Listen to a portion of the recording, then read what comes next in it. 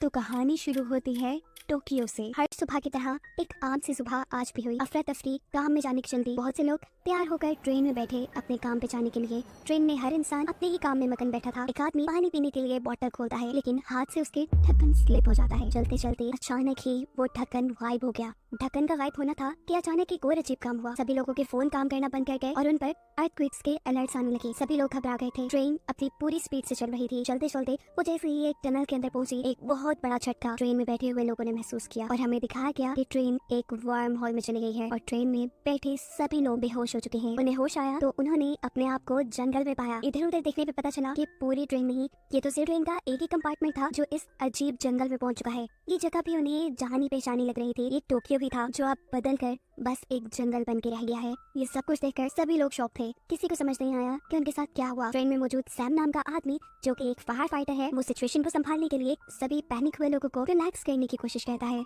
उसके इस काम में मदद करती है यूमी नामी एक लड़की जो अभी फायर फाइटर बन गई थी। सैम ने एक टीचर के तौर पे उसे काफी क्लासेस भी दी थी और वो सैम को पसंद भी करती है। फिर सीन कट होता है और हमें 2023 में वही टोक्यो शहर दिखाया जाता है। वो दिन जिस दिन ये सब लोग ट्रेन में बैठे थे। ट्रेन की मैनेजमेंट हैरान परेशान है कि आखिर चलती ट्रेन के 2 कंपार्टमेंट्स कहाँ गायब हो गए। सैम के कंपार्टमेंट को तो हम देख चुके हैं, लेकिन एक और कंपार्टमेंट भी गायब है जिसे अभी तक नहीं दिखाया गया। इंजीनियर्स टनल को चेक करते हैं जिस टनल के अंदर से वो कंपार्टमेंट्स गायब हुए थे। दूसरी तरफ हम सैम, यूमी और उसके साथ एक और लड़के को देखते हैं जो भी टनल को ही चेक कर रही है, ये जानने के लिए कि शायद वहाँ कोई उन्हें ढूंढते ढूंढते आया हो। उन्हें दूसरी तरफ कोई रोशनी दिखाई देती है। यहाँ इंजीनियर्स को भी 2 रोशनी दिखाई दे रही थी। इंजीनियर्स को लगा सभी लोग दूसरी तरफ मौजूद हैं और सैम के ग्रुप को लगा कि शायद दूसरी तरफ से जो रोशनी आ रही है वो उनकी मदद करने के लिए कुछ लोग आ रहे हैं, लेकिन ये दोनों पार्टीज की ही गलतफहमी थी। सैम के ग्रुप ने जब आगे जाकर देखा तो टनल के बाहर से उन्हें सूरज की रोशनी दिखाई दे रही थी और यहाँ इंजीनियर्स के सामने भी दूसरी इंजीनियर्स की टीम थी जो गुमे हुए लोगों की तलाश में ही थे। सैम का ग्रुप जो टनल से बाहर निकल चुका था वो शहर के दूसरी तरफ देखते हैं तो परेशान रह जाते हैं क्योंकि ये पूरा टोक्यो शहर एक रेगिस्तान में बदल चुका है।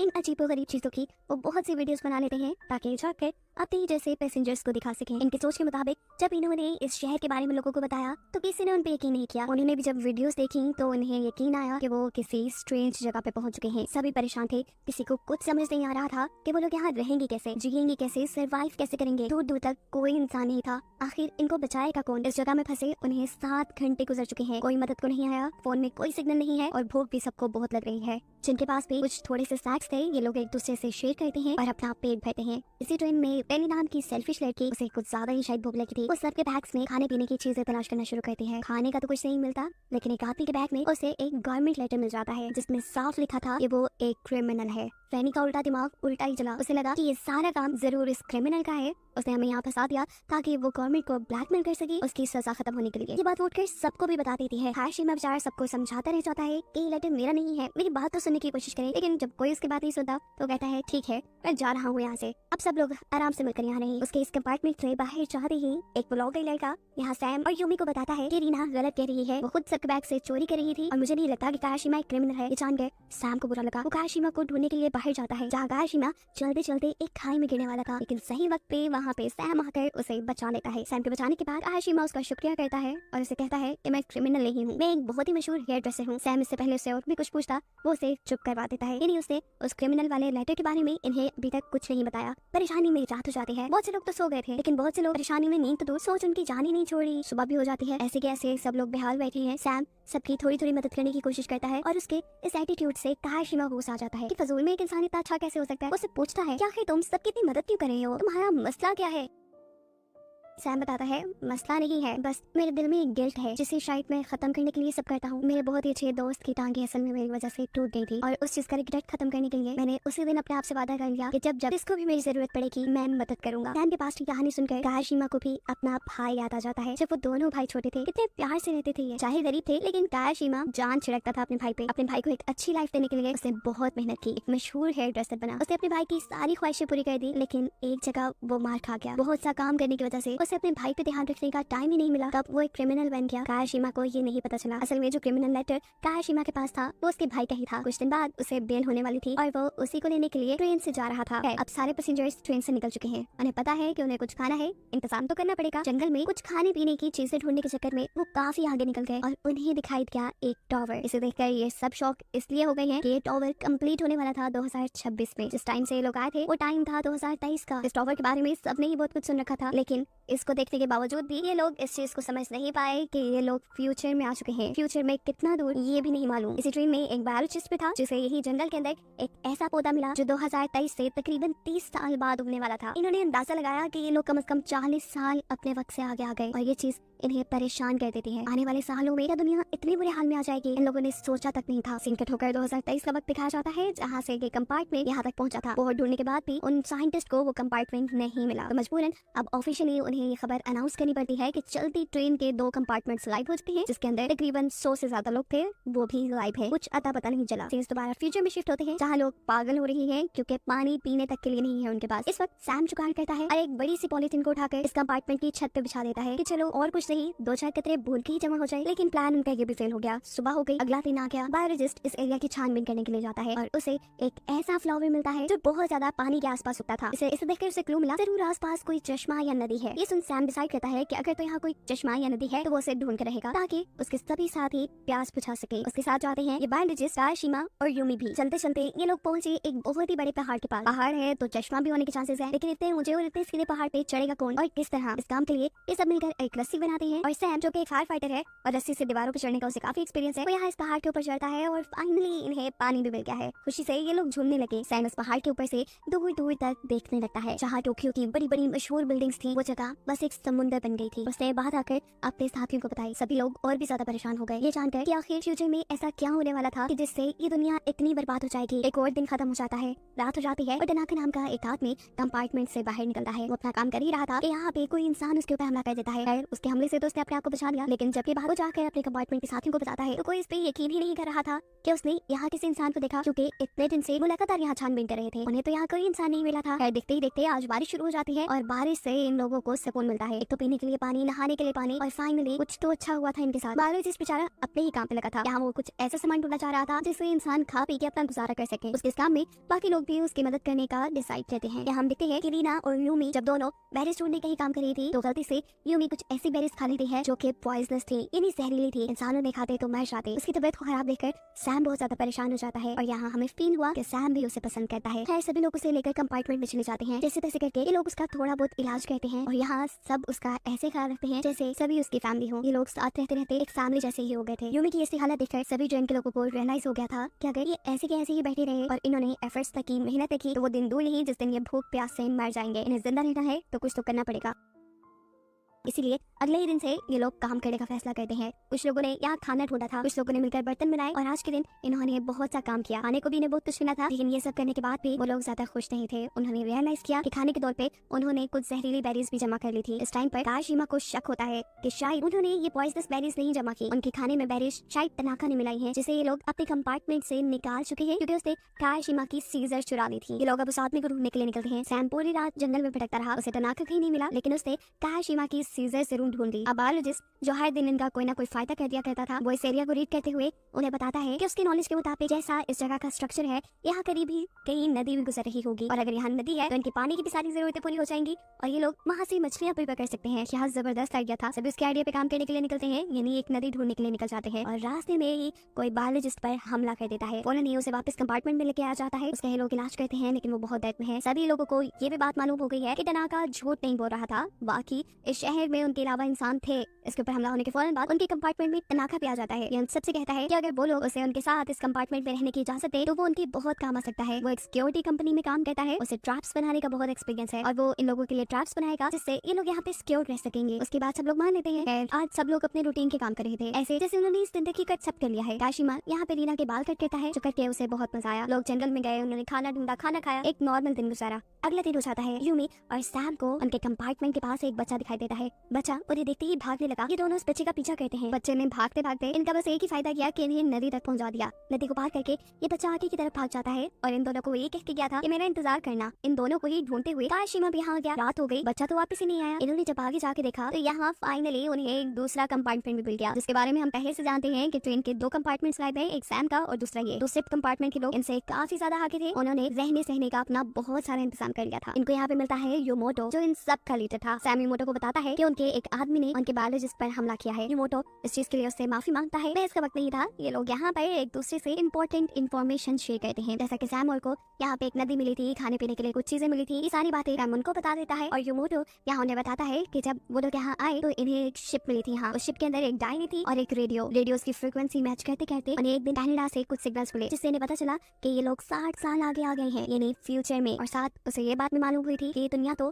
2026 में ही तबाह हो गई, क्योंकि 2023 और 24 में बहुत से लोगों ने अपने अपने सैटेलाइट्स को स्पेस पे भेज दिया था ताकि वो स्पेस के बारे में बहुत सी मालूमात हासिल कर सके। और यही चीज इस दुनिया को तबाह कर गई। उन सैटेलाइट में से एक सैटेलाइट एक एस्ट्रॉइड से टकराई और वो एस्ट्रॉइड उस सैटेलाइट की वजह से फिर जमीन से टकरा गया और ऐसे ये जमीन तबाह हो गई और उसी तबाही में सारे इंसान भी मारे गए। सैम उससे पूछता है कि तुम्हारा वो रेडियो कहाँ है? जवाब में यूमोटो कहता है रेडियो तो मेरे पास ही है, लेकिन उस दिन के बाद उसके ऊपर कोई सिग्नल नहीं मिले। ये सारी इन्फॉर्मेशन सैम जाकर अपने बाकी साथियों को बताता है। टेंशन तो उसे खूब हो चुकी थी कि आखिर वो यहाँ से निकलेंगे कैसे। इस हकीकत को सुनने के बाद कि वो 60 साल फ्यूचर में पहुंच चुके हैं, सब लोग परेशान तो हुए थे, लेकिन इस वक्त पे सबको एक और सोच भी आई कि शायद उन्हें गॉड ने एक मौका दिया है कि ये लोग पास में जाकर सब कुछ ठीक कर दें, इस तबाही को होने से रोकी। और ये सोच उन्हें हौसला देती है कि पहले से भी ज्यादा मेहनत करें, कोई रास्ता निकाले जिससे ये पास्ट में जाकर उस तबाही को होने से रोक पाए। यहाँ बेटा हर इंसान अपना अपना दिमाग चलाता है, खूब सोचते हैं, लेकिन कोई रास्ता नहीं मिलता। भूख तो उन्हें शदीद लगी थी। ये लोग अब अपनी ढूंढी हुई नदी के पास जाते हैं, वहाँ से पानी पीते हैं, नहाते हैं और बहुत सारी मछलियाँ जमा करके लाते हैं खाने के लिए। दिन ऐसे ही गुजरता है, ये लोग अपने लिए बाथरूम बना लेते हैं, बाथटब्स बना लेते हैं और खाना जमा करने में लग जाते हैं। आज खाना जमा करते हुए बायोलॉजिस्ट को एक चमकता हुआ ग्रीन पत्थर मिला था यहाँ से, जो पत्थर वो सबको दिखाता है और टनाका भी ये देख चुका था। बायोलॉजिस्ट का ख्याल था कि ये चमकते हुए पत्थर अपने अंदर एनर्जी रखते हैं, वो ना हो वो इसकी मदद से वापस जा सकते थे। टनाका ये सारी बात जाकर यूमोटो को बता देता है, यानी दूसरे ग्रुप के लीडर को, यानी वो एक गद्दार है, वो इनकी सारी बातें जाकर उनको बताता है। यूमोटो उसके काम के बदले में उसे कुछ खाने पीने का सामान देता है। यहाँ सैम के ग्रुप के पास यूमी और रीना, जो एक ही एज के थे, वो आपस में तकरीबन दोस्त बन चुके थे, लेकिन पता नहीं क्या हुआ, उनके दरमियान में लड़ाई हुई। रीना को इतना गुस्सा आया कि वो धक्का देकर यूमी को एक गड्ढे में गिरा देती है। गड्ढे में गिरने वाली चोट तो एक तरफ, यूमी को यहाँ डर ये देख के लगा कि इस गड्ढे में पहले से ही एक लाश थी। ये दोनों ही डर जाते हैं। अपनी सेफ्टी के लिए ये लोग कंपार्टमेंट की तरफ भागते हैं, लेकिन दूसरे कंपार्टमेंट के लड़के यहाँ उनका रास्ता रोक लेते हैं। रीना यूमी को खतरे में उनके साथ ही छोड़कर अपनी जान बचाकर किसी तरह कंपार्टमेंट में आ जाती है। अपने साथ होने वाली हर चीज की खबर वो यहाँ सैम को देती है और सैम बिना कुछ सोचे समझे यूमी को बचाने के लिए निकल जाता है। उसके पीछे एक काशिमा भी आ चुका था, लेकिन जब ये दोनों वहाँ पहुंचे जहाँ पहले यूमी और दूसरे कंपार्टमेंट के लोग थे, तो इस टाइम तक दोनों यहाँ से गायब हो चुके थे। यूमी उनसे बचने के लिए भागते भागते एक शिप में छुप गई थी। अब सैम ये अंदाजा तो नहीं लगा पाता कि यूमी अपने बचाव के लिए कहीं छुप गई होगी, लेकिन हाँ उसे लगता है कि जरूर दूसरे ग्रुप के लोगों ने उसे किडनैप कर लिया है या नुकसान पहुंचा दिया है। बिना सोचे समझे वो दूसरे ग्रुप पर हमला करने के लिए निकल जाता है। इससे पहले कि लोग यहाँ पे हमला करते या किसी को नुकसान पहुंचाते, यूमोटो उससे सारा माजरा पूछता है। सैम उन्हें बताता है कि उनके साथियों ने उनके ग्रुप की एक लड़की के साथ बदतमीजी की है। ये जानकर वो अपने ग्रुप के लोगों की तरफ से माफी मांगता है और उसे कहता है कि यूमी जहाँ भी होगी वो सेफली उसे ढूंढकर उन तक पहुंचाएंगे। लेकिन सैम को यूमोटो पे यकीन नहीं था, क्योंकि उसे लग रहा था कि जो लाश अभी यूमी और रीना ने देखी है वो भी उन्हीं के ग्रुप के किसी बंदे की है जिसे यूमोटो के ग्रुप ने मार दिया। यूमोटो जवाब में कहता है नहीं, वो तुम लोगों का कोई बंदा नहीं है, वो हमारी ही ग्रुप का एक बंदा है। जब हम लोग यहाँ इस हालत में आए तो वो बहुत ही ज्यादा पैनिक हो गया, इतना पैनिक कि वो पागलों की तरह सब पे हमला करने लगा था। उसने मुझ पे भी हमला कर दिया। अपने आप को बचाने के लिए अपने सेल्फ डिफेंस पे मैंने उसके पेट में चाकू मारा और अनइंटेंशनली मेरे से उसका मर्डर हो गया। यहाँ सभी लोग उस आदमी को मारने पर, मेरी बहादुरी पर मुझे लीडर मानने लग गए। काशिमा और सैम अपने कंपार्टमेंट के पास पहुंच जाते हैं। अब क्योंकि वो हमला करने की सोच से दूसरे ग्रुप के पास गए थे, इसलिए उन्हें खतरा था कि कहीं दूसरे ग्रुप वाले भी हमला करने के लिए उनके पास ना आ जाएं। अपने सेल्फ डिफेंस के लिए ये लोग यहाँ हथियार बनाने का फैसला करते हैं। यहाँ यूमोटो उसी शिप के अंदर जाता है जिस शिप के अंदर उसे रेडियो मिला था। वो नहीं चाहता कि इसी शिप के एक छोटे से डब्बे के अंदर यूमी भी छुपी बैठी है। वो यहाँ रेडियो पे किसी से बात करने लगता है, लेकिन रूमी उसका झूठ पकड़ लेती है कि वो किसी से रेडियो पे बात नहीं कर रहा और ये रेडियो तो चल भी नहीं सकता क्योंकि नीचे से उसकी केबल ही कटी हुई थी। वो बाहर निकलकर उससे पूछती है कि तुम ये झूठा ड्रामा क्यों कर रही हो, आखिर तुम्हें क्या मिलता है इससे? अब सच्चाई तो यूमी को पता चली गई थी, खुद बताने में क्या हर्ज था। यूमोटो बताता है असल में मैं यहाँ सबका लीडर ही बन के रहना चाहता हूँ, इसीलिए तो ऐसे ड्रामे करता हूँ। मुझे नहीं जाना पास्ट में। अरे वहाँ पे तो मेरी किसी को कदर भी नहीं। यहाँ सब लोग मुझे लीडर के रूप में देख रहे हैं, मुझे इज्जत दे रही है, मैं इसी में खुश हूँ। लेकिन यूमी से कहती है तुम कहो ना कहो, मैं बाहर जाकर तुम्हारी सच्चाई सबको बताने वाली हूँ। अपनी पोल खुलते देखकर यूमोटो डर जाता है और इस सब के चक्कर में वो यूमी को ही बांध के यहाँ कैद कर जाता है। सीन कट होता है और हम सैम और उनके साथियों को देखते हैं। इन्होंने बहुत से वेपन्स बना लिए हैं जिससे ये लोग एक छोटी सी जंग लड़ेंगे, क्योंकि वादे के मुताबिक यूमोटो ने अभी तक यूमी को उनके ग्रुप को वापस नहीं किया, ना ही वो ढूंढ के लेकर आए। इसलिए ये सब लोग अगली सुबह उन लोगों पर हमला कर देंगे। यहाँ एक औरत उसे कहती है हमला करना बिल्कुल ठीक है, मैं ग्रुप के फैसले के साथ हूँ, लेकिन फिर भी अकल से काम लो। दूसरा ग्रुप हमसे ज्यादा स्ट्रॉन्ग है, वो ना हो वो हम पे हमला करके हमारी गैरेज बर्बाद कर देगा और रहने का ये छोटा सा ठिकाना हमारे पास है ये भी हमारे हाथ से चला जाएगा। इससे बेहतर कि हमें जंग से पहले अपने रहने के लिए कोई दूसरा ठिकाना ढूंढ लेना चाहिए जिसके बारे में दूसरे ग्रुप को कुछ ना पता हो। ग्रुप के लोगों को उसकी बात पसंद आती है और सुबह होते ही ये औरत बायोलॉजिस्ट के साथ साथ मिलकर अपने लिए एक सेफ ठिकाना ढूंढने के लिए निकल जाते हैं। अभी तो इनका जंग में जाने का कोई मूड नहीं था, लेकिन अगले दिन वो देखते हैं कि दूसरे ग्रुप के लोग उनके ग्रुप के ऊपर हमला कर चुके थे। तैयारी तो इनकी भी पूरी थी। ये लोग अपने सेल्फ डिफेंस में लड़ने लग जाते हैं और लड़ाई बहुत ही ज्यादा बढ़ जाती है। योशिमोटो ये लड़ाई देखकर पागल हो चुका था। ये लोग अगर आपस में एक दूसरे को मारते थे तो उसे लीडर कौन मानता। वो जोर जोर से चिल्लाकर इस लड़ाई को बंद करवाने की कोशिश करता है, लेकिन जुनून में आए ये लोग लड़ने से बाज आने वाले नहीं थे। कभी सैम की टीम उनके ऊपर भारी पड़ती है तो कभी दूसरा ग्रुप सैम की टीम को हराने वाला था। इससे पहले कि इस लड़ाई में बहुत से लोग मर जाते, यूमी यहाँ एंट्री करती है, जिसने अपने आप को उस शिप में से आजाद करवा लिया था। वो यहाँ आकर सबको युमोटो की यानी इस लीडर की सच्चाई बता देती है कि उसने अभी तक जो कुछ भी इन सबको बताया वो झूठ था। उसके पास कोई रेडियो नहीं है, उसे कोई सिग्नल नहीं मिले। अब तो डिफेंस में युमोटो कहता है मैंने ये सब इसलिए किया कि सबके अंदर वापस जाने की होप जिंदा रहे, कोई भी दिल ना हार बैठे, और अगर इस वक्त पर कोई हिम्मत छोड़ देता, कोई हार मान लेता तो वो सुसाइड भी कर सकता था। सैम को भी उसकी ये बात पसंद आई थी, लेकिन अब युमोटो ने फैसला कर लिया था कि वो लीडर नहीं रहेगा। वो यहाँ पर एक डायरी छोड़कर चला जाता है। इस डायरी के अंदर ही वो सारी बातें लिखी थी जो पहले युमोटो ने इन्हें बताई थी कि उसे रेडियो से पता चली। जैसा कि ये लोग इस टाइम 2060 में है, 2026 में दुनिया बर्बाद हो गई, वो किस वजह से हुई, कैसे हुई, ये सभी चीजें इस डायरी में लिखी थी। ये डायरी उसे उस शिप से ही मिली थी।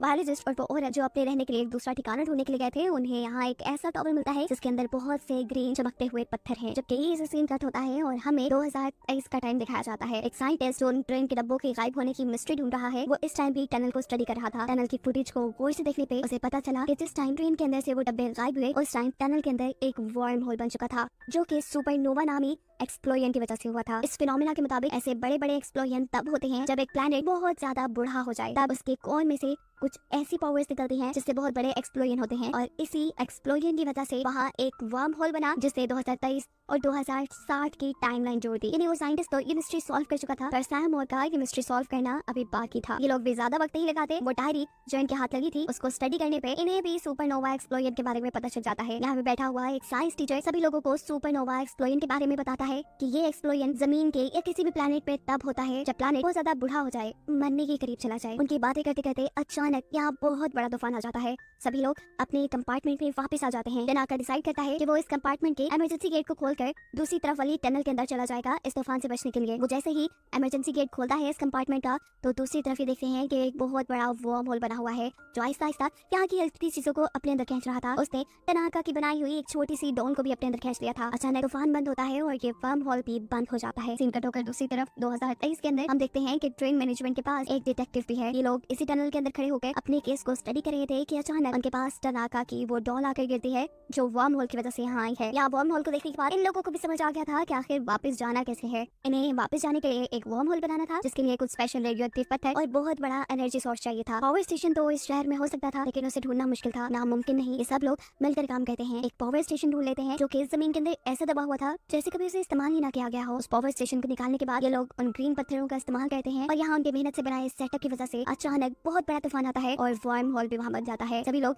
इस वर्म होल को देखकर बहुत खुश थे। जिस इंसान ने वापस आना था वो इस कंपार्टमेंट के अंदर आना शुरू हो जाता है। ये लोग टनाका को भी अंदर आने को कहते हैं, लेकिन टनाका इस टाइम से वापस जाना नहीं चाहता था। वो इनसे कहता है नहीं, बस मैं यहाँ खुश हूँ। इन सबको वो आखिरी बार बाय करके उनकी ट्रेन का दरवाजा बंद कर देता है। ट्रेन में एक बहुत बड़ा झटका आता है और ट्रेन पहुंच जाती है वापस इनकी टाइमलाइन में। पहले की तरह ही ये बेहोश हो गए थे और जब इन्हें होश आया तो कोई जोर जोर से उनकी कैरेज को खटखटा रहा था। बाहर आने पे पता चला कि ये लोग तो 2023 के बजाय 2026 में आ गए और ये वही साल है जिस साल ये दुनिया तबाह हो जाएगी। दुनिया को बचाने के लिए उनके पास टाइम बहुत कम रह गया था। हर इंसान यहाँ पे मौजूद लोगों को समझाने लगता है कि दुनिया तबाह होने वाली है, इसे तबाह होने से बचाना चाहिए। ये लोग अपना फ्यूचर से लाया हुआ सामान भी नहीं दिखाते हैं, वो वीडियोस और वो पिक्चर्स भी अपनी बातों पे यकीन दिलाने के लिए नहीं दिखाते हैं जो उन्होंने वहाँ बनाई थी। लेकिन कोई भी उनकी बातों पे इसलिए यकीन नहीं कर रहा क्योंकि उन्हें लग रहा है कि एक बहुत बड़े हादसे की वजह से इन लोगों की दिमागी हालत खराब हो चुकी है। ये न्यूज भी वायरल हो चुकी थी कि 2026 के अंदर जो कंपार्टमेंट ट्रेन के गायब हुए थे वो एकदम से 2026 में आ गए। इस बात को कंफर्म करने के लिए कि यही लोग हैं जो 2023 में गायब हुए थे, उनका मेडिकल एग्जामिनेशन किया जाता है।